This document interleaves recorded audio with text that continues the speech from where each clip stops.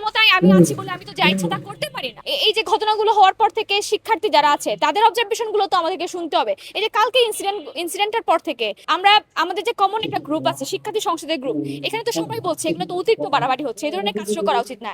এখন সেই হয়তো ডাকসুর একটা পদে আছে, তো সেই জায়গা থেকে তাকে ডাকসুর একজন দায়িত্বশীল হিসেবে সেভাবে বিষয়গুলোকে ব্যাখ্যা দেওয়া হচ্ছে, এবং তার পরবর্তীতে কি হবে বা আমাদের মানুষজনের কাছে তার যে বিষয়টা সেটা নিয়ে অবশ্যই প্রশ্নবিদ্ধ করার মতো একটা ইস্যু। দেখেন আমাদের তো হিল ট্র্যাক্সের অবস্থা খুবই জঘন্য। আপনারা দেখতে পাবেন যে ওইখানে বিভিন্ন সময় ধরে ছেদ নিপীড়নের ধরনের সমস্যাগুলো তো চলতে থাকে। তো সেই সেই সমস্যাগুলোর সাথে যদি এখানকার মানুষ এই ইস্যুগুলোর সাথে একটা প্যারালাল করে, তাহলে তো সামগ্রিকভাবে মানুষ মনে করবে যে আমরা স্বভাবগতই ভাবে এরকম। তো আমি মনে করি এক জাতি মানুষ হিসেবে যখন একটা জায়গায় এসে রিপ্রেজেন্ট করছে মূলধারার জনগোষ্ঠীর বাইরে, সে যে কাজগুলো করুক না কেন তাকে একটু সচেষ্ট হয়ে কাজগুলো করতে হবে। কারণ এটা শুধুমাত্র একজনের ব্যক্তি একজনের কাজ না। আমি যদি একটা হেমা চাকমা কথা বলি, আমি কিন্তু একজনের পক্ষ হয়ে কথা বলছি না। আমি যেহেতু একটা দায়িত্বশীল জায়গায় আছি, আমি 40,000 স্টুডেন্ট যারা আছে তাদের পক্ষের হয়ে কথা বলছি। সামগ্রিকভাবে যদি কথা বলতে চাই, আমি পুরো হিল ট্র্যাক্সের থেকে উঠে আসা একজন শিক্ষার্থী, তো সেই জায়গাতে আমি যদি কথা বলি তাহলে আমি পুরো 3 পার্বত্য জেলার মানুষদের নিয়েও কথা বলবো।